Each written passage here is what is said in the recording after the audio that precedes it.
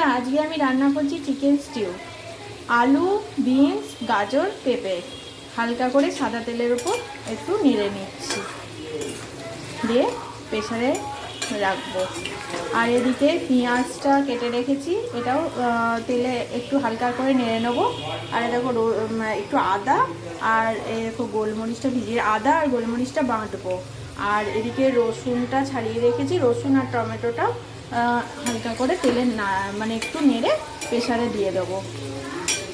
পেঁয়াজ আর রসুনটা একটু সাদা তেলে একটু নেড়ে তুলে নেব, সামান্য একটু নেড়ে এই প্রেসারে দিয়ে দেবো। বন্ধুরা দেখো, চিকেনটা লবণ দিয়ে ফ্রাই করে নিলাম সাদা তেলের ওপর। দেখো বন্ধুরা, চিকেনটা ফ্রাই করে প্রেসার কুকারে দিয়ে দিলাম, সঙ্গে দুটো টমেটো দিয়েছি আর আদা গোলমরিচ বাটাটাও দিয়ে দেবো।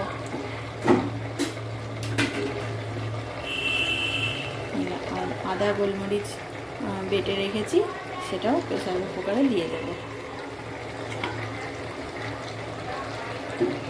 দিয়ে ঢাকনা দিয়ে 4টে সিটি দেবো।